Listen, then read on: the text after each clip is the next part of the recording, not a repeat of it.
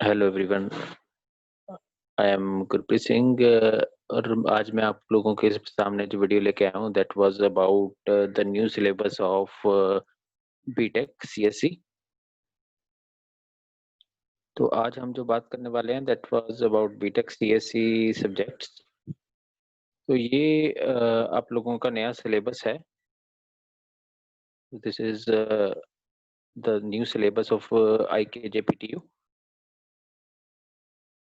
तो जैसा कि आप लोग यहाँ पे देख सकते हो, DBMS जो है ये नया सब्जेक्ट बनाया गया है। It is basically combination of the previous two subject that was RDBMS 1 and RDBMS 2। तो यहाँ पे हमारे पास फिफ्थ सेमेस्टर के अंदर जो नया सब्जेक्ट है दैट वाज DBMS 1। ठीक है, तो उसका जो सिलेबस है वो मैं आप लोगों को अभी दिखाता हूँ यहाँ पे।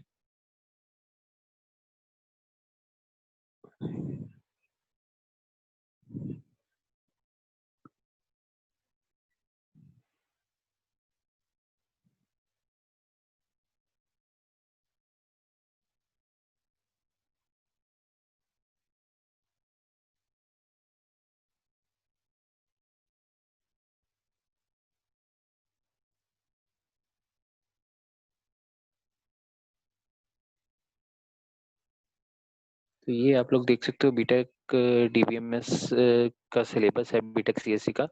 तो यहाँ पे इसको 6 मॉड्यूल्स में डिवाइड किया गया है। बेसिकली 6 मॉड्यूल्स में जो पहला मॉड्यूल है that was database system architecture. Second module जो है that was relational query languages. Third module जो है वो स्टोरेज स्ट्रेटजीज है। इसके अंदर बेसिकली जो डाटा स्ट्रक्चर डाटाबेस यूज करता है वो बताए गए हैं। फोर्थ मॉड्यूल जो है दैट वाज ट्रांजैक्शन प्रोसेसिंग। और जो फिफ्थ मॉड्यूल है that was concurrency control acid properties. तो ये सारे मॉड्यूल जो हैं ये ऐड किए गए हैं। सिक्स्थ मॉड्यूल डाटाबेस सिक्योरिटी का है और फिफ्थ मॉड्यूल डाटाबेस सिक्योरिटी का। सिक्स्थ मॉड्यूल जो है दैट वाज एडवांस टॉपिक्स। ठीक है, तो आज हम जो स्टार्ट करने वाले हैं that was with the introduction.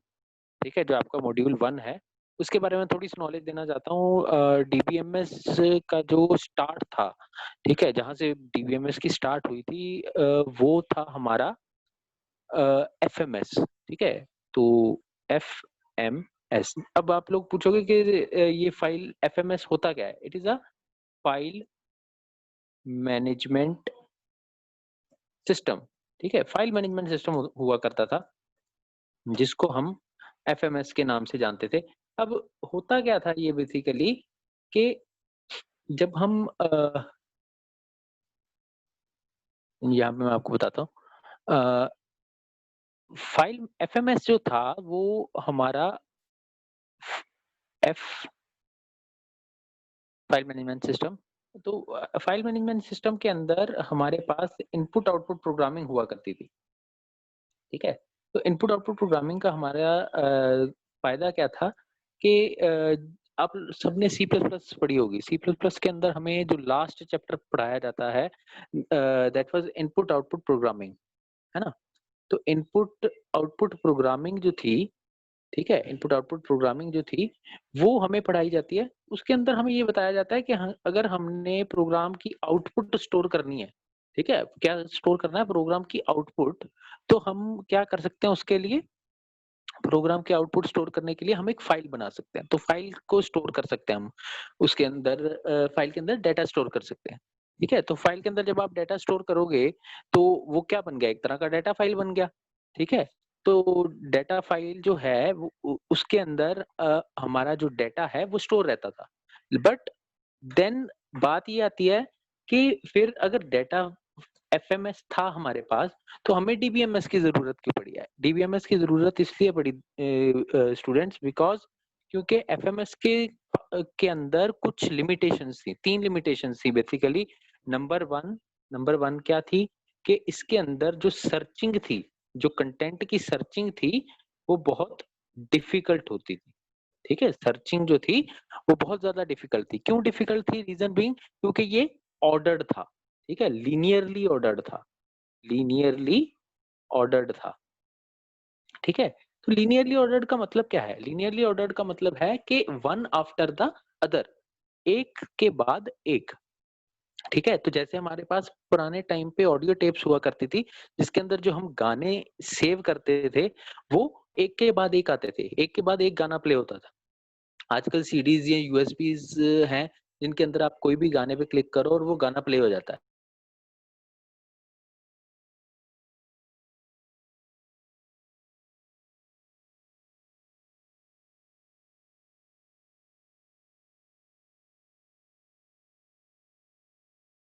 कि उसके अंदर क्या था कि हमारे पास डेटा जो था वो ऑर्डर्ड होता था और एक लीनियर फैशन में ही अरेंज्ड होता था और उसको हम उसी फैशन में एक्सेस कर सकते थे। ठीक है? तो यही एक डिफिकल्टी थी एफएमएस की भी कि वो उसके अंदर जो डेटा स्टोर होता था वो लीनियर ऑर्डर में होता था और उसको सर्च करना काफ़ी डिफिकल्ट था क्योंकि जब आपने कोई डाटा सर्च करना है तो आपको एक के बाद एक सारे रिकॉर्ड्स चेक करने पड़ेंगे। ठीक है? So that was the biggest problem.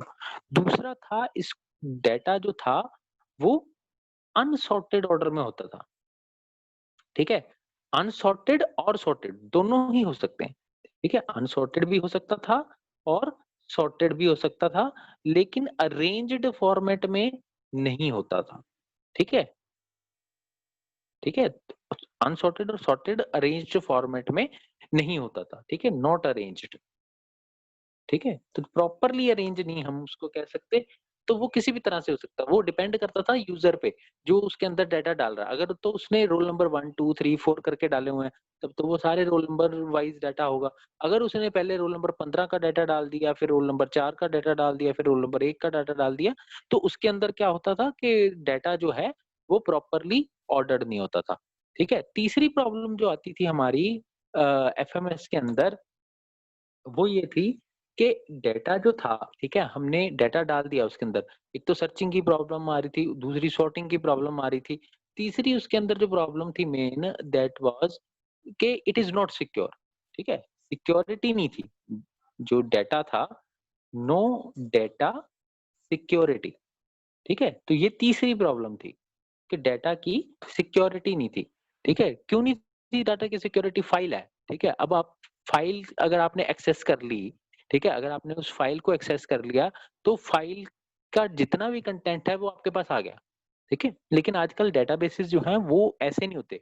ये आगे जाके आप लोग जब पढ़ोगे इसमें तो एक इंडेक्स कीज़ की बात आती है, वो जब हम नेक्स्ट वीडियोज़ में इसको डिस्कस करेंगे, ठीक है? इंडेक्स कीज़ के थ्रू हम डेटाबेस को एक्सेस कर सकते हैं, ठीक है? तो वो डाटा सिक्योरिटी ये जो है वो डेटाबेस में ज़्यादा होती है। तो यही 3 मेन रीज़न थे जिनकी वजह से एफएमएस जो था वो फ्लॉप हो गया, ठीक है? तो फिर उन्होंने सोचा कि जो डाटा है उसको स्टोर करने के लिए कोई नया सॉफ्टवेयर सिस्टम बनाया जाए, तो जिसको उन्होंने क्या नाम दिया कि they have searching for some models, ठीक है? जिसको हम क्या कह देते हैं डाटा मॉडल्स,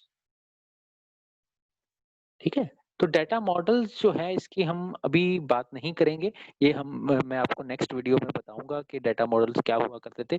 लेकिन इसको आप इस तरह से समझ सकते हो कि डाटा मॉडल क्या होता है, जैसे आप कोई भी प्रोडक्ट बनाते हो, ठीक है? कोई भी प्रोडक्ट बनाते हो तो वो प्रोडक्ट बनाने से पहले उसका मॉडल बनता है, ठीक है? जैसे आपने अगर कार बनानी है या आपने घर बनाना है तो आप उसका पहले आर्किटेक्चर डिज़ाइन करते हो, आप उसका एक मॉडल तैयार करते हो, ठीक है? चाहे वो फिज़िकल मॉडल हो, चाहे वो ऑन पेपर मॉडल हो, तो वो मॉडल्स तैयार होते हैं। अगर वो मॉडल फाइनलाइज़ होता है, फिर उसके ऊपर जो एक्चुअल प्रोडक्ट है, उसके ऊपर काम होना शुरू होता है।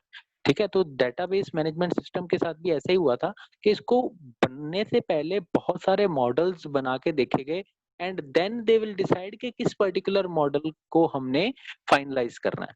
ठीक है? तो वो चीज़ें हम जब डेटा मॉडल्स वाली वीडियो में आप लोगों को मैं समझाऊँगा। आज की वीडियो जो है that was only about DDL, DQL, DML, DCL and TCL commands. तो ये बेसिकली क्या होती हैं? These are the commands which are used in the database management system.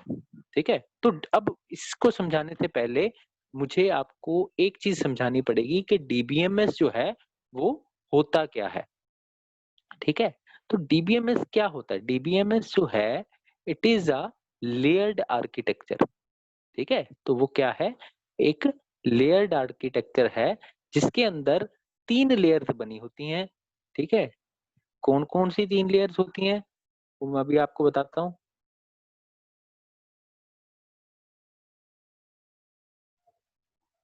ठीक है? तो नंबर 1 फर्स्ट लेयर जो थी हमारी, वो क्या थी? इसके अंदर हमारे पास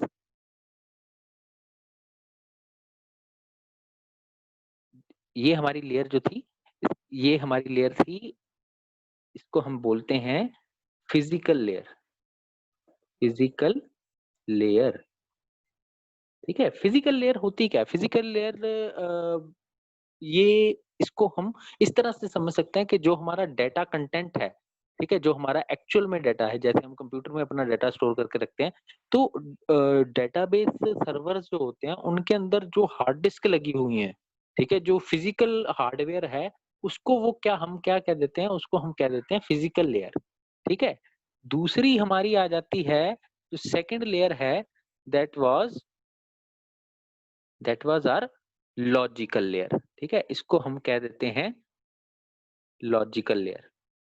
क्या कह देते हैं? Logical layer. अब लॉजिकल लेयर का मतलब क्या है? लॉजिकल लेयर का मतलब ये था कि हमने इसको व डेटा बेस और फिजिकल हार्डवेयर, ठीक है? जो हमारा फ्रंट एंड है और जो हमारा फिजिकल हार्डवेयर है, उसको आपस में कम्युनिकेट बनाने के लिए करने के लिए एक मिडल लेयर बना दी। लॉजिकल लेयर को इसलिए मिडल लेयर भी कहा जाता है, ठीक है?